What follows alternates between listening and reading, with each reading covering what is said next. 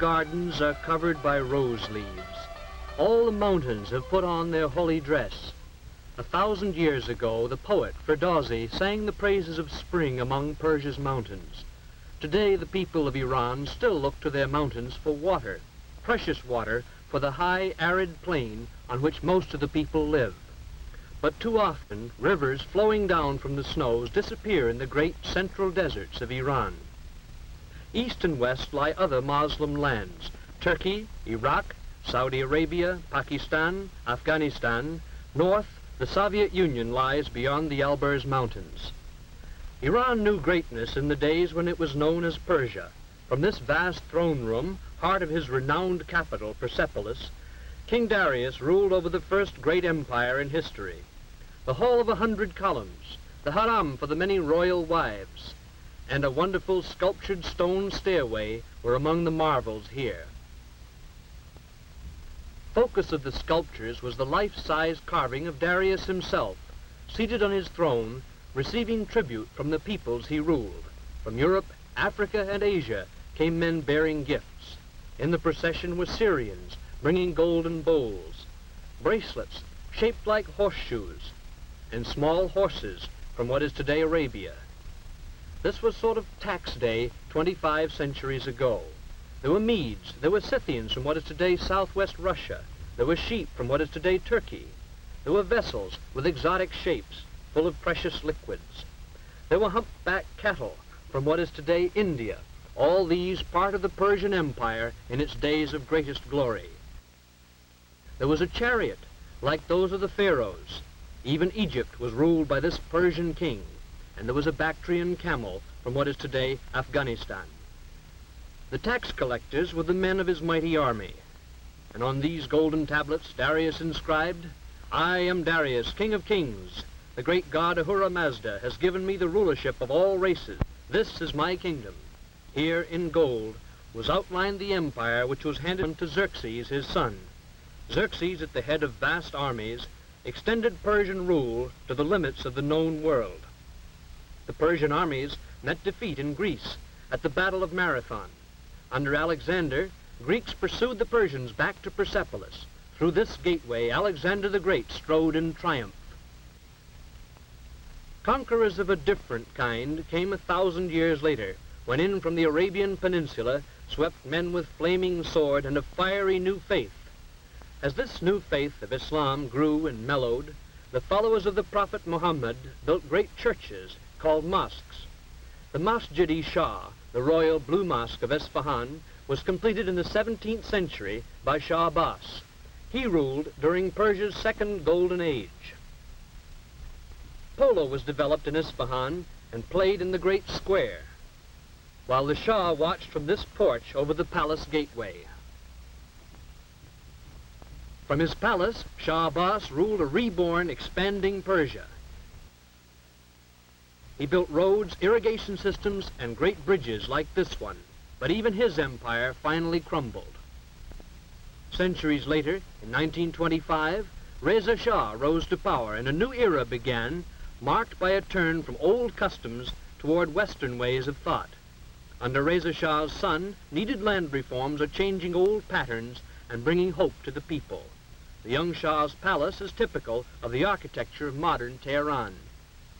Former rulers lived in the Golistan, or Rose Garden Palace. In its mirror throne room is one of the world's most fabulous objects, the Peacock Throne.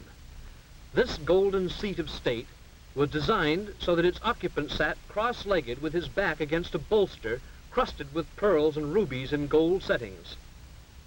Built for the great Mughal of India, it was captured by Nadir Shah and brought to Persia 200 years ago. Above is the jeweled peacock from which the throne gets its name. Tehran is the capital of Iran, located in the north with the Elborz Mountains in the background. Tehran is a modern city with roots in the past. The great Muslim religious college of Sepah Salar is one of the intellectual centers of the Islamic world. These young men are studying to become mullahs, religious leaders. Their tranquil cloisters contrast with the busy life of the city. A woman wearing the enveloping chador is a reminder that even here in this modern city are strong links with Eastern tradition. New buildings and modern apartments are among the visible signs of progress in Tehran. At their national university, young Iranians, with a growing spirit of national pride, are becoming the doctors, teachers, engineers, and leaders of the future. Isfahan is the art and craft center of Iran, as it was in the days of Shah Abbas, when her people boasted, "Isfahan is half the world." Much of the imperial splendor survives, and in the bazaar, the ancient crafts, like coppersmithing, continue little changed. Modern machinery has come to Iran, but it still is far less difficult to hire a skilled hand craftsman by the day than to find capital to buy an imported machine to do his job. The hands of Isfahan craftsmen turn with special skill to the creation of fine articles of silver. Machinery will never be able to replace artist craftsmen like these silversmiths. Their skill is not easily acquired. For 50 years, these hands have guided tiny chisels, none over 1/10 the size of a finger. With never-ending taps of his hammer, one of the world's great silver masters, Mohammad Zufan, creates things of lasting loveliness. This small case is ornamented with figures of legendary heroes, hunting lions in a scene from a Persia of long ago. The shop windows of Isfahan display other traditional arts. Here are miniature paintings. Themes used today a little changed from those of the time of the great Shah Abbas, and the technique is also little changed. Men sit all day, seeming scarcely to move a muscle. His brush, 3 camel hairs, and this is some of the work he does.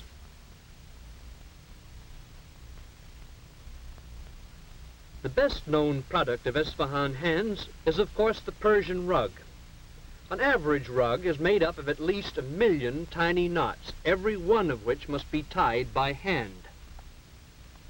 The knots make the woolen tufts or pile of the rug.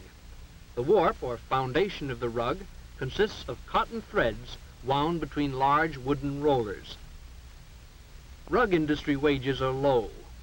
One of these skilled weavers earns less in a week than an average American laborer receives for 2 hours' work. After a few rows of knots have been tied, they are pounded tightly together with this comb-faced hammer. Children's tiny hands tie the smallest knots of the most delicate designs, although employment of children in rug factories is discouraged by new labor laws. As modern industry like this textile mill come to Isfahan, mill owners and workers alike face the problems of sudden adjustment to the machine age. Shiraz is the capital of the province of Fars, from which Persia took its name. The monumental city gates and the princely palace of the Koshkai suggest the beauty of Shiraz, whose history is full of the names of astronomers, philosophers, and poets. The climate is agreeable here. Oranges grow near reflecting pools in which Moslem poets saw the tranquility they sought in their faith. With this monument, Shiraz honors its most beloved son, the poet Saadi. 700 years ago, he wrote poetry of such beauty that it still is the basis of the living Persian language of today. The people of Shiraz are among the most progressive in Iran. Behind the caravan, still used for transport, rises their modern grain elevator. They built a fine new technical school where young men are learning to use machine tools and thus reduce Iran's dependence on foreign manufactures. They point with special pride to their rapidly expanding medical school, in which young people are being trained to fill the serious shortage of doctors. Some of the students are women, evidence of change disturbing to the conservative Muslim clergy. Medical care has not yet reached much of rural Iran. About 90% of the people live in villages like Kinare. Kinare exists because it has water drawn by this primitive hoist. 3 centuries ago, elaborate irrigation systems operated. The land fed twice its present population. Today, this hoist reaches only 60 feet. Its capacity, 2 goatskins, about 8 gallons of water a minute. Here the people of the village come to wash their clothes. And in this same water, they do their dishes. They see nothing wrong about having the sheep and goats come to drink at the same source from which they draw their water to take home for cooking and drinking. A girl named Zara carries on her head the quart of water she's walked half a mile to get. There is no school in Kinare, so Zara has not heard of the dangers of bacteria in drinking water. Kinare is cold and dusty in winter, hot, even dustier, and much more uncomfortable in summer because of the flies. At home, Zara's mother makes bread from wheat flour that was the family's share of the crop. The landlord owns the fields and also the house in which Zara and her family live. Sickness breeds easily here. It comes from dust, flies, unclean drinking water, and often just from too little soap, because soap is expensive. Main food is bread. Only occasionally are there vegetables and a little goat milk. Meat is scarce, so the diet is mostly bread and not much else. Yet for all their poverty, these people are kind and decent, honest, honorable, and friendly. Their bedding is the most precious thing they own.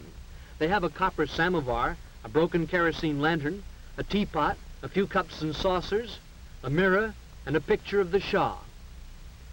Together with their clothing and cooking utensils, these things are all that this hard-working family owns. The house has 2 rooms, a sleeping room upstairs and a cooking room downstairs. This is the only stairway. Mother is baking bread this morning. Although Iran is rich in oil, oil products are still too expensive for this family, so Mother walked 15 miles to gather twigs for her fire. As Zara's father, Mustafa, walks to work, he realizes that he is neither much better nor much worse off than his neighbors, who are neither much better nor much worse off than most of the 16 million people of Iran. And as he works in the fields with the landlord's oxen, he knows that little has changed in Kinare in 25 centuries. There is still the old system of land ownership, which sometimes requires the tenants to pay 80% of their crop for the privilege of working the owner's land. The only change is Mustafa's clothing, and now a steel tip on the wooden plow. Like most people of the Middle East, Mustafa wants the benefits of mechanized civilization. Change is coming as the great natural resources of Iran are developed. The most important resource is oil. At Abadan is one of the world's largest refineries, built to serve customers of many nations. Developed by British interests, Iranian oil has been the subject of bitter dispute. With no tradition of mechanical experience, Iranian technicians are developing skills to operate complex machinery. High industrial wages have attracted men from all over the country to work in the unfamiliar angle of technical equipment. Men from the highland tribes, men from the city bazaars, have put on the workman's helmet. This, then, is the new man of Iran, a man who looks with hope to the time when, with further development of industry and her great natural resources, Iran may know again some of the glory it knew when Darius ruled at Persepolis over the mightiest empire the world had ever known.